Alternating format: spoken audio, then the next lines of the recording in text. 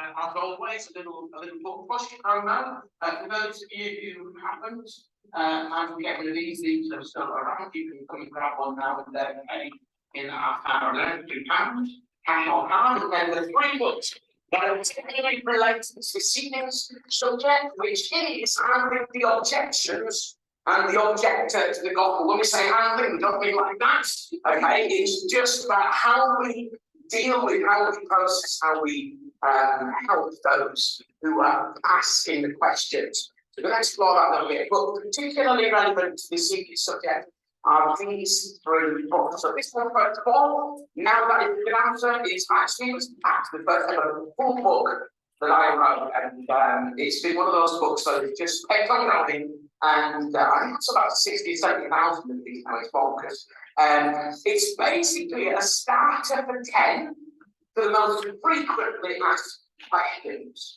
So it's not an in-depth look at any one particular one, but it's a good way of getting you well equipped to be able to give an answer to the sort of the most frequently asked questions. Now, in fact, in this evening session, I'm not going to be teaching you particularly about giving answers. I'm going to be teaching you about the bit between the answer and the question. So more will be revealed. But this, amongst many, well, there's some great books out there which I'll reference through this evening. That would be good books for you to buy to get yourself equipped. So, as you expect, that's that one. And as with all of these, you buy them by cash card or phone. And then this book is kind of similar, but it's more aimed towards people of other faiths. How to journey, how to share your faith with people of other faiths. Now, do you remember that bit in the Bible where Jesus is saying to Simon Peter, who do people say I am? And he says to me, some say you're Moses, some say Elijah, etc., etc. And then what does Jesus say? He says to Simon Peter, that's fine. This is the Yorkshire version, by the way. That's fine, but who do you say I am?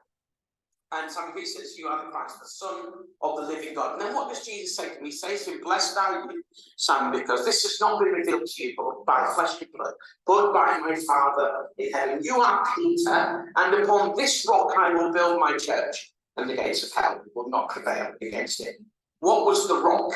Well, the rock was the revelation, wasn't it, of who Jesus was. So the Christian church is built on the revelation that Jesus is the Christ, the Son of the living God.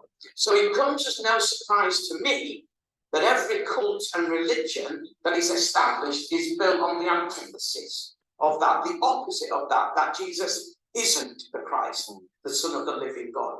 And so this book helps us to explore a little bit about how we can help people from other faiths understand the significance of the birth, life, death, and resurrection of Jesus. What it also does, it takes us through a bit of a journey and helps us to understand what different cults and religions believe about some of the key parts of the gospel. The helpful thing is that if we know where they're coming from, when we share the gospel, we're doing fully in that knowledge, and it just helps us to articulate more connectedly to where a person's at. So we cover the key ones are, just so you know, is Buddhism. Sorry, I flipped through too many pages there. Buddhism. We don't cover that twice, I'm just repeating till I find the next bits. Christian Science, Hare Krishna, Hinduism, Islam, Jehovah's Witnesses, Judaism, Mormons, New Age, Scientology, Sikhism, Spiritualism, Wicca, and paganism. So it covers quite a breadth, the most common ones, and there's a few other things just about having the right attitude when sharing our faith with people from other faiths. That's a useful little book. And then this one is about gently nudging the atheist to consider there could be a God, and to gently nudge the person who thinks Christianity is not for them, but they don't really know much about it. So it kind of nudges them to consider maybe. So it's what I call a healthy maybe level book for those of you who were here week 1. That's just to gently try and get people to become open-minded. It's a great conversation starter. So those 3 books are really helpful books when thinking about particularly tonight's subject when we're answering these questions. Okay, so with that in mind, a number of years ago, when I first started out, I've noticed the older I get, I said a number of years, that's about 30 years ago, this took place. I was on the streets of Bristol. I just started my training in evangelism, so it would have been around 1989.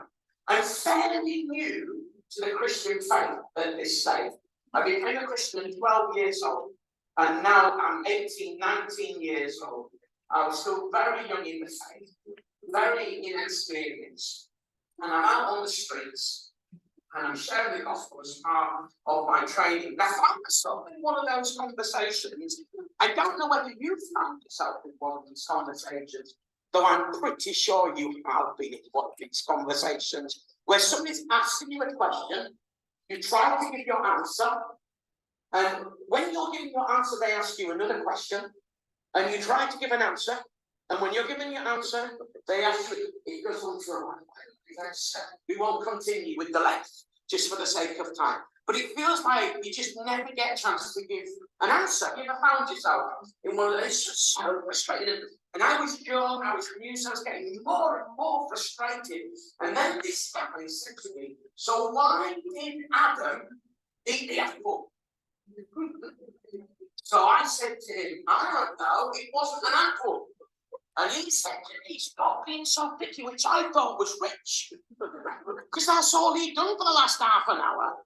So I didn't know what to do. I mean, what do you do? So I thought to myself, okay, look, and I thought this might get him off the trail.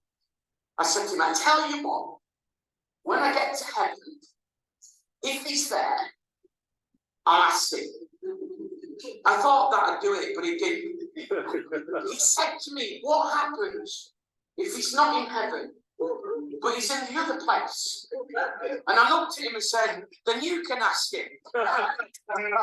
Now, can I just say, it's not the best approach, is it? No.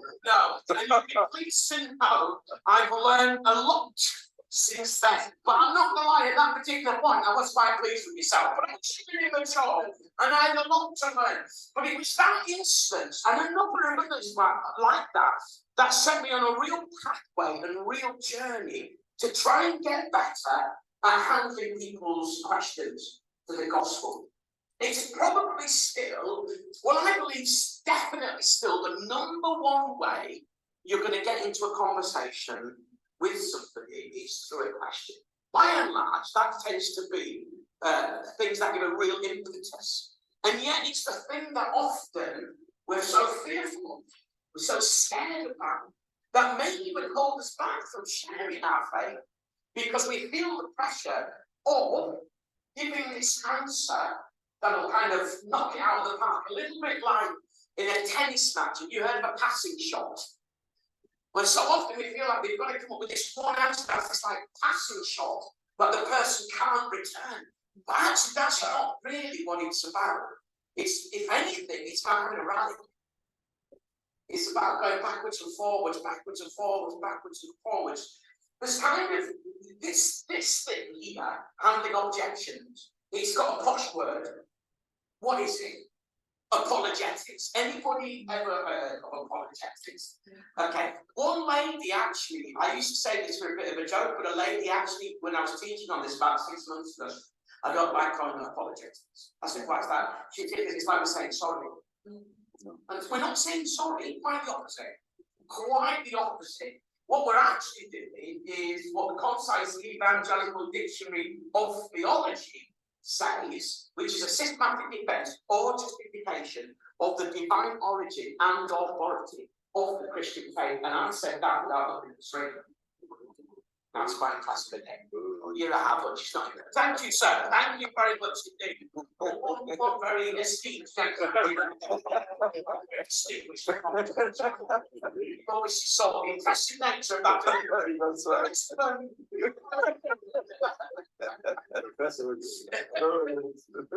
But notice a few things here. That are basically, in my humble opinion, I've not read this in a book, it's something I've made up, but I think it's true. There are basically three types of apologetics. Number one, what I call debating apologetics, where you get one expert, i.e. a leading Christian, a leading apologist, would debate with a leading atheist. That happens quite a lot, and there's some fairly formal rules of apologetics debating that are set in place, and they tend to happen in intellectual arenas, by and large. That's not what you and I are probably going to do. Most of us. There might be the odd one of you. That may be, but you're probably not going to find yourself in that arena.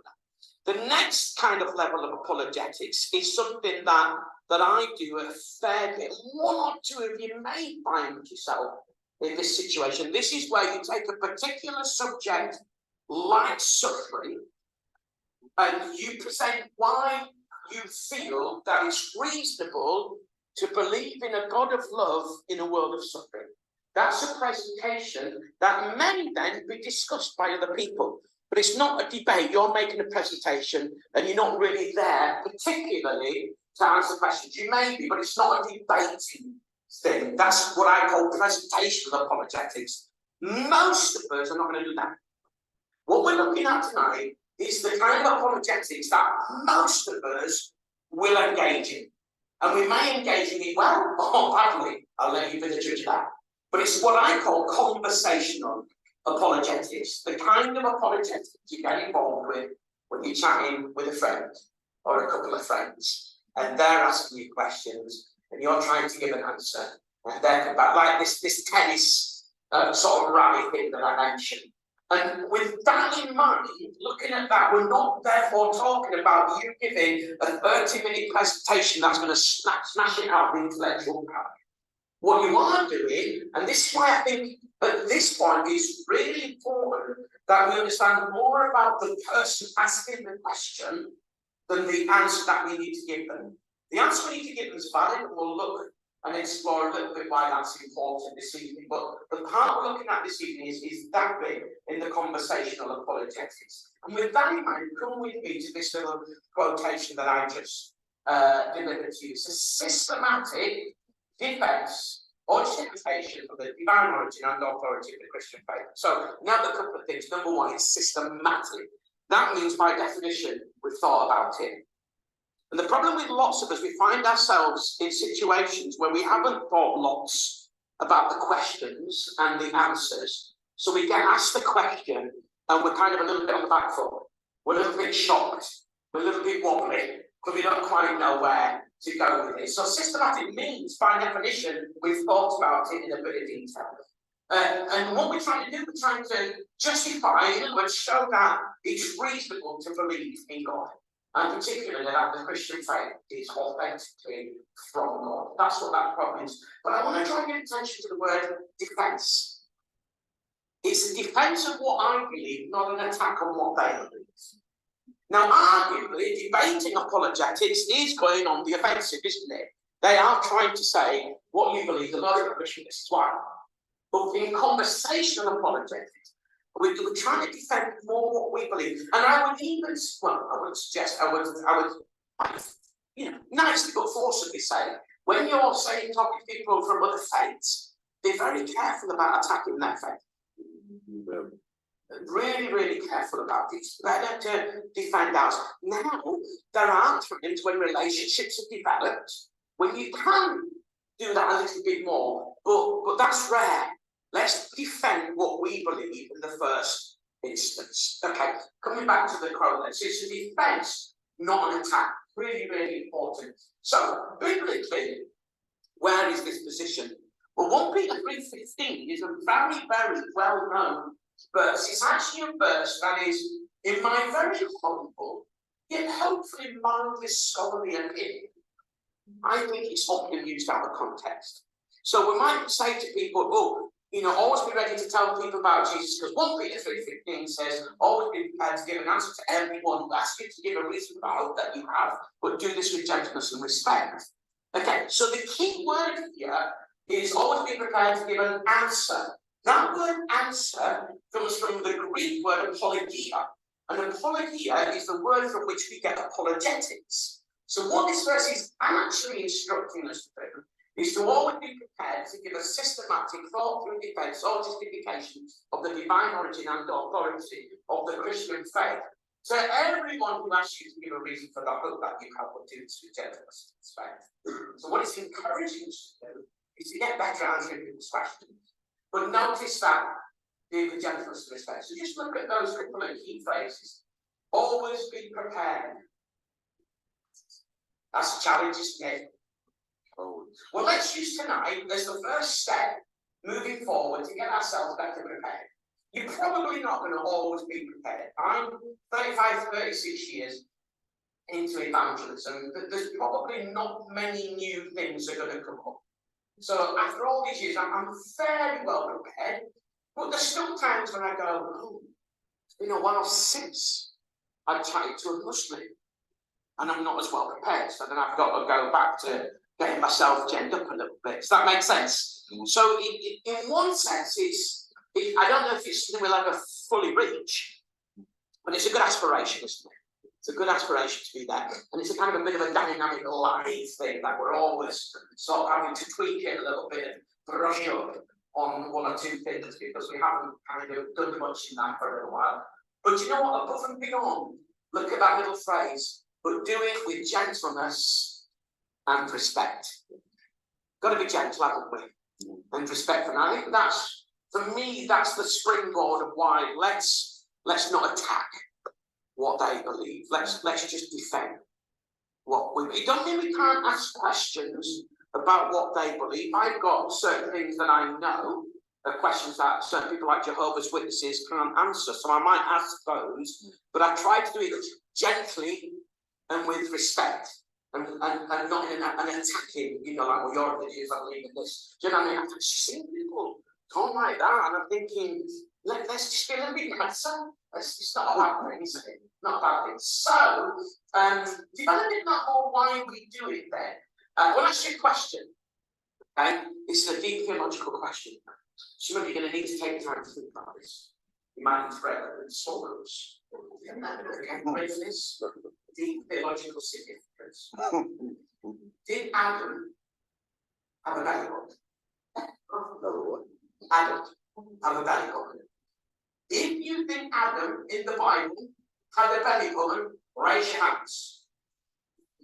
Today with the courage to be convictions, some of you are looking around like you're at school. If you think Adam had a belly button, raise your hands. Be bold, be strong. Okay. If you don't think Adam had a belly button, raise your hands. Okay. If you're not sure whether Adam had a belly button, raise your hands. And if, quite frankly, you're really not bothered whether Adam had a belly button, raise your hands.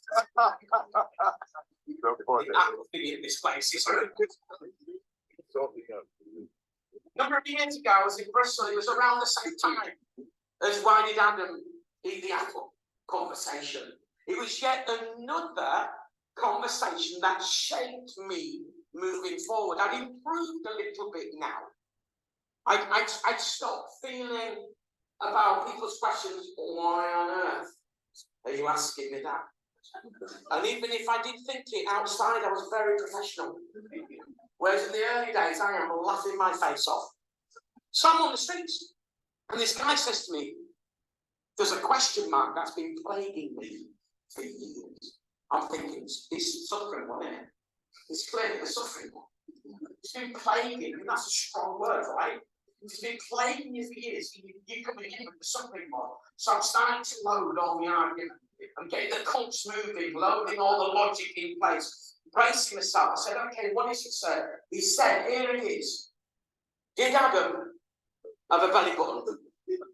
And I looked at him, and because I'm going, inside I'm going, that's not what I expected. But I said to him, I'm not going to lie to you, sir.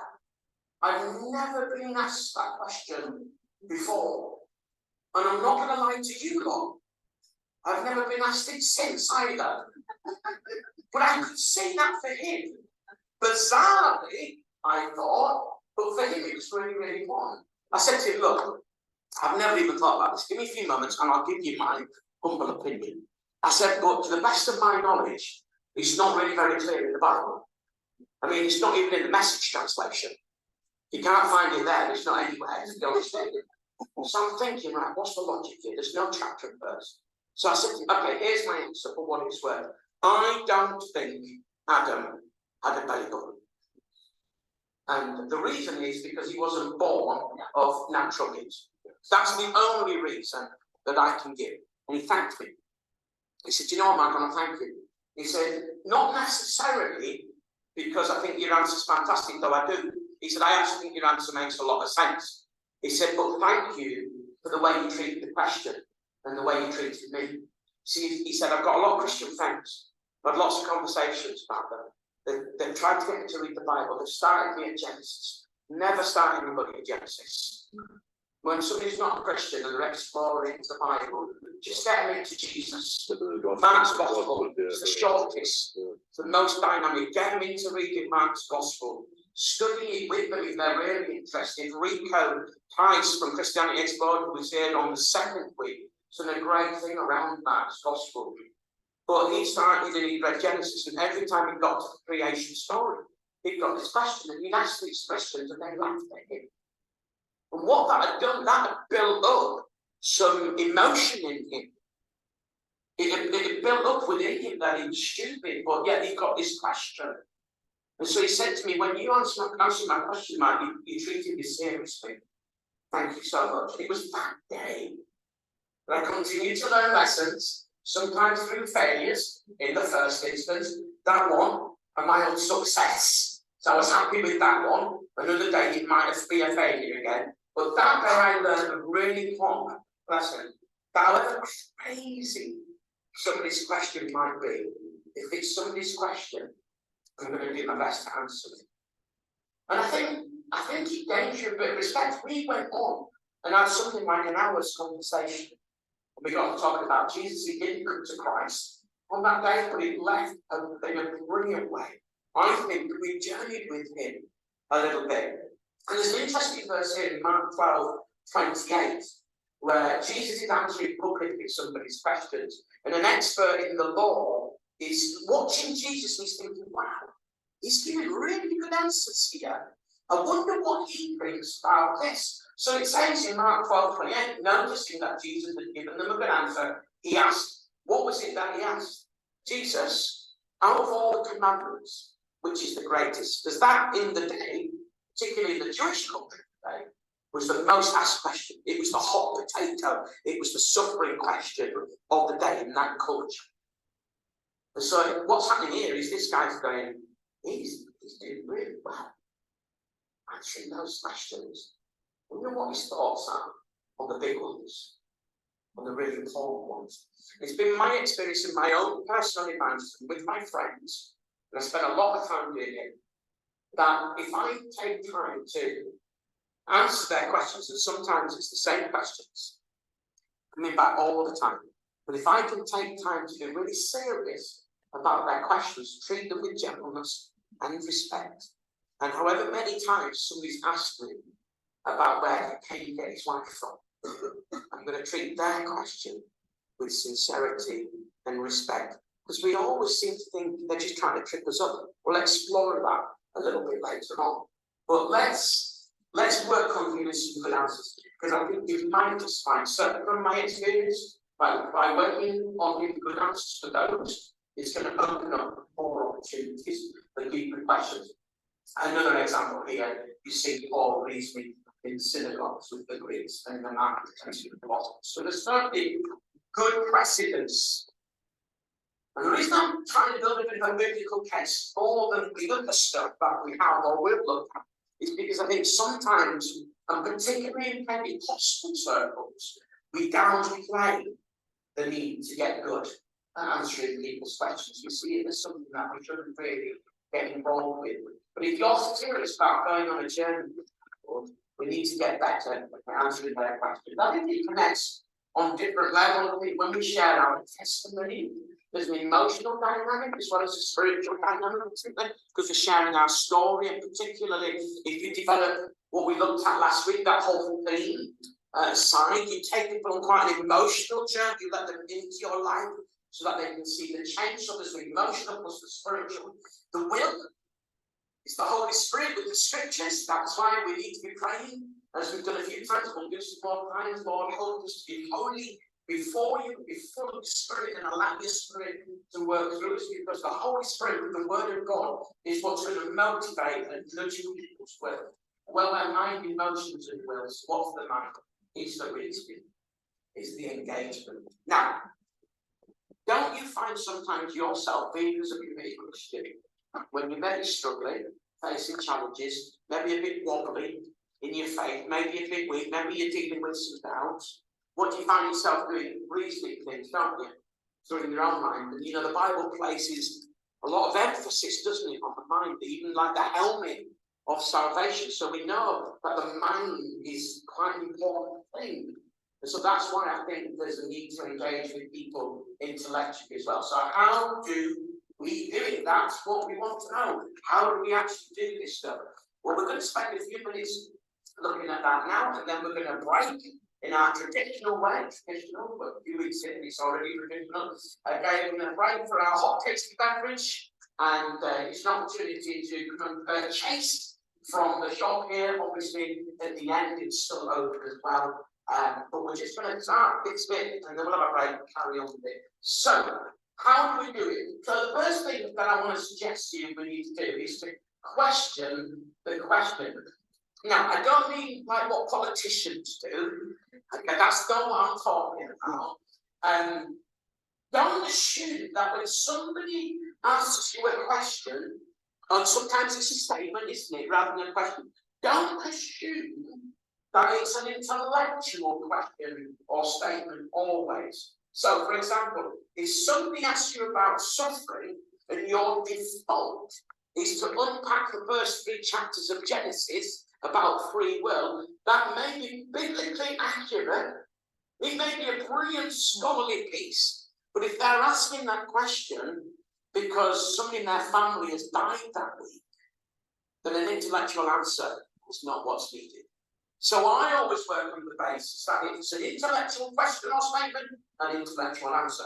If it's an emotionally challenged question or statement, then we need an emotionally informed answer. So testimonies are really good for this. So I've got a massive library of testimonies of people who've been through suffering, all sorts of suffering that they've been through. And I found that when I've been asked the question and they particularly mentioned a bit of suffering, I've been able to draw on that person's testimony, and in some instances even connect this person who's a Christian with this person who is, so that they can journey with them a little bit more. So it's that kind of emotional answer. And sometimes testimonies are good when it's not an emotional question, but you're not very good on the whole science thing. But actually, just learning some testimonies about some scientists, some Christians, is really, really, really helpful. It's a great book called, let me just see if I can find it. Real Scientists, Real Faith. Some of the leading scientists in the world in all kinds of different disciplines just share their own faith story. They talk about their science discipline, but it's done in a really relaxed, easy way. So that would be a great book for you to get yourself, because you can have about 20 or so testimonies of leading scientists. So testimonies are really good on the intellectual questions as well as the emotional ones. But just bear that in mind. So what do you do? Well, when somebody asks me a question, the first thing I do is I say, that's really interesting. Why do you ask that question or make that statement? You've got to think of different creative ways to say it, otherwise it sounds patronising if you're just repeating the question. But I want to affirm that question. So I'll say that's a really good question. I've struggled with that myself. And could you help me understand why you struggle with it? So then what will happen is you can begin to find out the real reason they're asking the question. I'll give you a couple of examples of that sort of thing in a few moments' time. So all we're doing right now is we're just trying to understand the person and the question that they're asking. Don't wade straight in with an answer. There's time to give the answer, but let's just do some thinking. Let's just do some asking around. So the next thing I want to do is the question sincere or is it a red herring? Now, let me explain what a red herring is. because it's a bit of a colloquial phrase in many, many ways. A red herring refers to when somebody's asking you a question, not because they genuinely want to know the answer, but because they want to get you off the subject. A little bit like the ones where I'm chasing them round. That's what is known as a red herring. So you ask me something, okay, they've asked this question. I want to know why they're asking it. Is it a red herring? And how do you do that? Well, the first thing I think in my brain, is this question in context with what we're talking about? So if we're talking about Genesis, and the guy asks, did Adam have a belly button, it's probably genuine. If we're talking about Jesus dying on the cross, and the person says, why did Adam have a belly button, it's probably not genuine. Can you see the difference? So that's what we're trying to ask.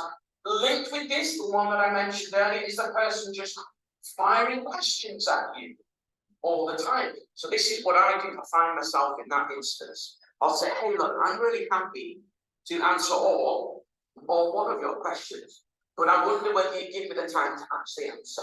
I'm actually quite gently and respectful, but I'm quite firm, because actually it doesn't really accomplish anything.